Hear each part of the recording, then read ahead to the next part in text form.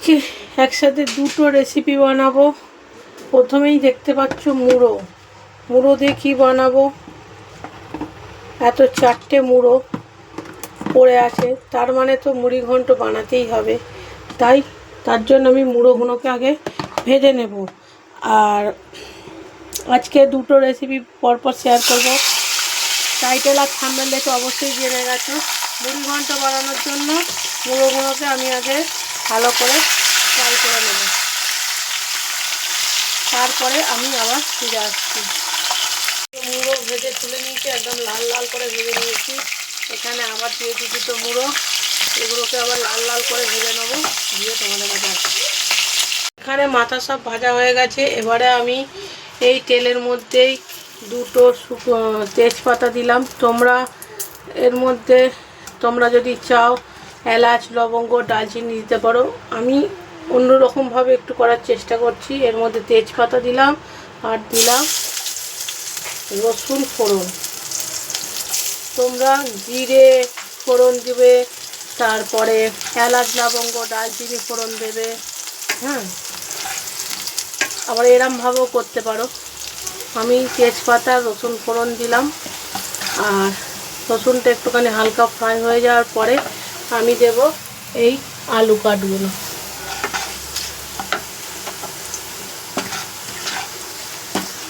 ফোড়ন যে যেরকম দেয়, কেউ এলাচ, লবঙ্গ, দারচিনি ফোড়ন দেয়, কেউ জয়িত্রী ফোড়ন দেয়, কেউ তেজপাতা জিরে ফোড়ন দেয়, কেউ রসুন ফোড়ন দেয়। অনেক রকমভাবে বানায়। এবারে লাল লাল হয়ে গেছে, এবারে আমি আলুগুলো দিয়ে দিলাম।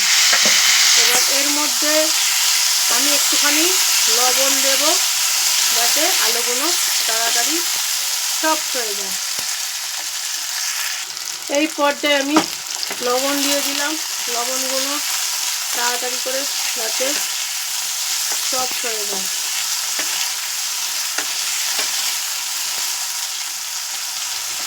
হালকা ফ্রাই হয়ে গেলে তারপরে আমি পেঁয়াজ কুচোগুলো দেব। এখানে কিন্তু আলু ভালো করে ফ্রাই হয়ে গেছে। এবারে আমি পেঁয়াজ কুচোগুলো দিয়ে দিলাম। পেঁয়াজগুলোকে ভালো করে লাল লাল করে আমি ফ্রাই করব। আর ব্যাকগ্রাউন্ডের মিউজিকটাকে একটু তোমরা অ্যাভয়েড করো। ব্যাকগ্রাউন্ডের মিউজিকটা হচ্ছে, এখন স্কুল ছুটি বলে ব্যাকগ্রাউন্ডের মিউজিকটা আসছে।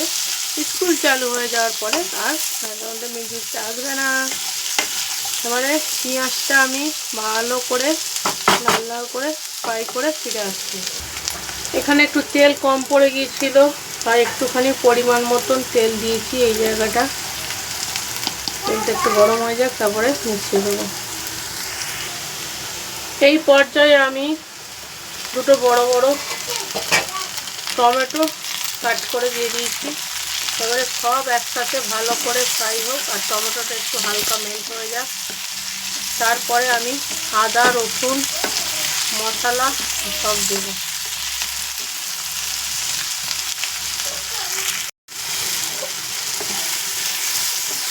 এবারে আমি এই পর্যায়ে বেশ কিছু কাঁচা লঙ্কা আধখানা করে দিয়ে দিলাম, আর দেব আদা রসুনের পেস্ট। এরকম আদা রসুনের পেস্ট দিলাম, আর কাঁচা লঙ্কা দু আধখানা করে দিলাম। এবারে মশলা দেব। এখন আমি শুধুমাত্র দিলাম লবণ, হলুদ আর কাশ্মীরি লঙ্কা গুঁড়ো। এই মুহূর্তে আমি আর কোনো রকম মশলা দেব না। এবারে এই পর্যায়ে আমি ভেজানো চালটাকে দিয়ে ভালো করে মিক্স করে নেব। এরকম চাল আমি ভিজিয়ে রেখেছি, এটাকে আমি এবার দিয়ে মিক্স করব। এখানে আমি চালটা দিয়ে দিয়েছি। চালটা দিয়ে এবারে ভালো করে মিক্স করব। চালটা আমি কিছুক্ষণ ভিজিয়ে রেখেছিলাম। আমি কিন্তু এখানে, তোমরা চাইলে ধনে গুঁড়ো, জিরে গুঁড়ো দিতে পারো। আমি কিন্তু এখানে শুধুমাত্র দিলাম লবণ, হলুদ আর কাশ্মীরি লঙ্কা গুঁড়ো। আমি একটা ভাজা মশলা বানাবো, তখনই তার মধ্যে ধনে জিরে সব দেব। সেই মশলাটাই আমি এখানে দেব।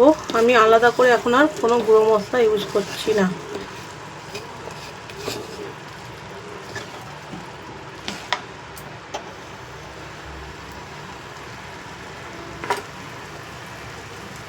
এখানে ভালো করে মিক্সড হয়ে গেছে।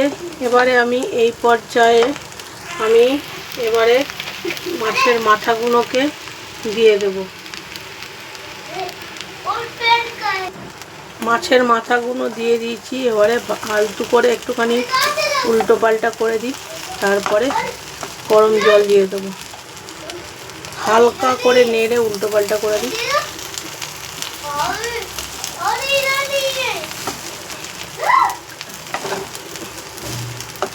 আমার সব ভালো, আমার বর্তন সব ছোট ছোট, বড় বর্তন কিনতে হবে। প্রচণ্ড অসুবিধা বিরিয়ানি রান্না করার জন্য, পোলাও রান্না করার জন্য, 1 পট রাইস রান্না করার জন্য প্রচুর অসুবিধা হয়। এবারে আমি হালকা গরম জল দিয়ে দিলাম। আমি এই গ্লাসের 1 গ্লাস চাল দিয়েছি, এই গ্লাসের 2 গ্লাস গরম জল দিলাম, এটা সবাই জানো। এখানে আমি একটা গোটা মশলা নিয়েছি, গোটা ধনে, গোটা জিরে, এলাচ, লবঙ্গ, দারচিনি আর হচ্ছে জায়ফল। আমার কাছে জয়িত্রীটা নেই বলে জয়িত্রীটা স্কিপ করেছি, তোমরা জয়িত্রীটা দেবে।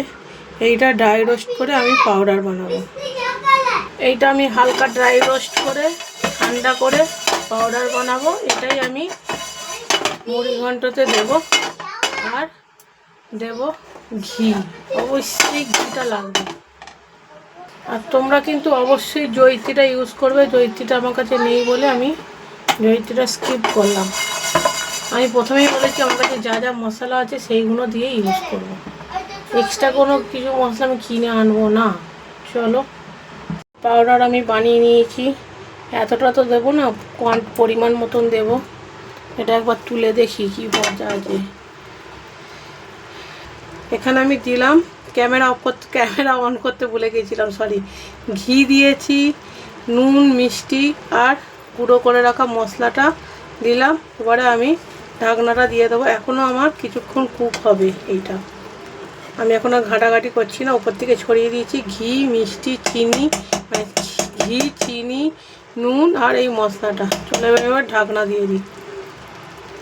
আমি বেশ কিছুক্ষণ পরে ঢাকনাটা খুলেছি, ব্যাপারটা এই জায়গায় এসেছে। হ্যাঁ, এবারে নাড়াটাই অসম্ভব হয়ে যাবে। আমি এখন এই পর্যায়ে আমি একটা অন্য জায়গায় শিফট করব, কারণ এটা জায়গাটা আমার পক্ষে ছোটো হয়ে গেছে। রান্না কিন্তু অলমোস্ট ডান। ঠান্ডা হলে সার্ভ করব। সো গাইস, মুড়ি ঘন্ট আমার ডান। ক্যামেরার জন্য এরকম কালারটা আসছে, কালারটা কিন্তু অরিজিনাল খুব সুন্দর এসেছে। যাই হোক, আর খুশবুটাও খুব সুন্দর এসেছে। আমি এবারে ঢাকনা দিয়ে দিলাম। খাবার সময় রিভিউ দেবো, এখন তো খাবার টাইম নয়, এখন দুপুরবেলা।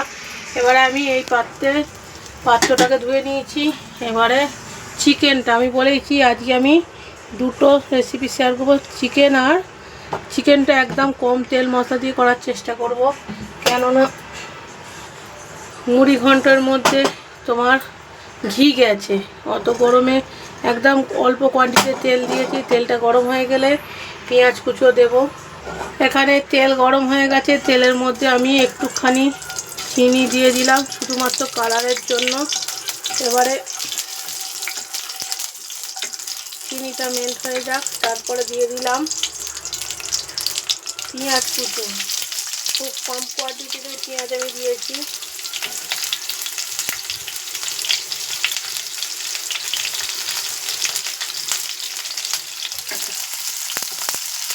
পেঁয়াজগুলো ভালো করে ফ্রাই হয়ে যাক, তারপরে আমি ফিরে আসছি। পেঁয়াজ ভাজা হচ্ছে, আর এখানে আমি এইটা মাদার ডেয়ারির এই দইটা আমি 2 চামচ ইউজ করব।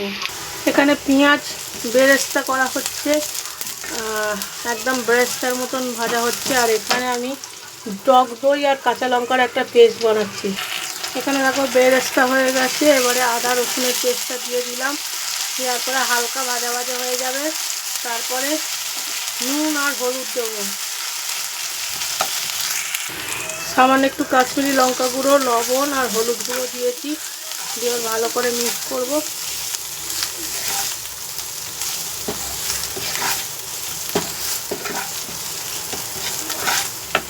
এবারে আমি টক দইয়ের পেস্টটা দিই। এখানে আমি টক দই আর কাঁচা লঙ্কার পেস্টটা দিয়ে একবারে ভালো করে কষবো। ভালো করে কষে নিয়ে আমি আসছি ফিরে।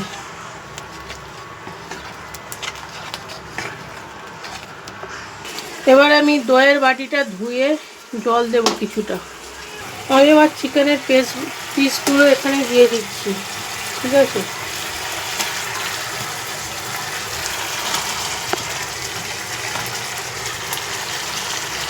চিকেনের পিসগুলো দিয়ে এবারে ভালো করে নাড়াচাড়া করব।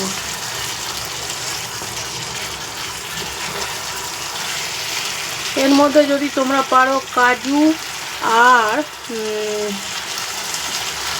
মগজদানা পোস্ত বেটে দিতে পারো, তাহলে চিকেন চ্যাপ টাইপের হয়ে যাবে। বাট আমি কিছু দিচ্ছি না, আমি সিম্পলের ওপর করছি।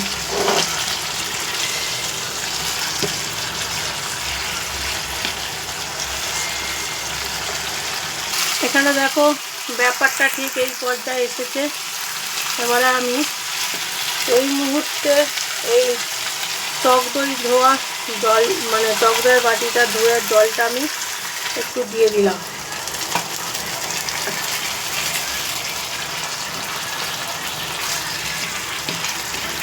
আমি সেই গুঁড়ো করা মশলাটাই দেবো, এলাচ, লবঙ্গ, দারচিনি,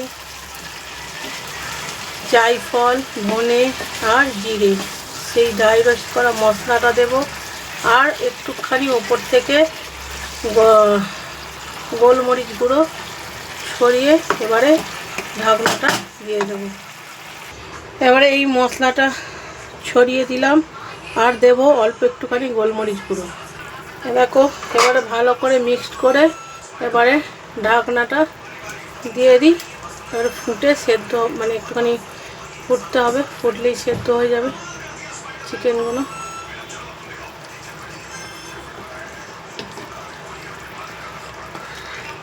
আর বলি চিকেনটা একদম লাইট করব, দেখতেই পাচ্ছ তোমরা চিকেনটা কিন্তু একদম লাইট, কোনো তেল মশলা বেশি দেওয়া হয়নি। এবারে ঢাকনাটা দিয়ে দিই মাংসটা সেদ্ধ হওয়ার জন্য।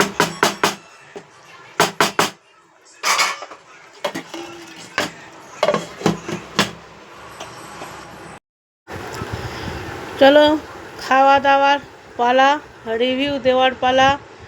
আর মুড়ি ঘন্টটা সত্যি জাস্ট অসাধারণ খেতে হয়েছিল। আর এর মধ্যে তোমরা চাইলে কাজু কিশমিশ অ্যাড করতে পারো, আমি কাজু কিশমিশটা অ্যাড করিনি।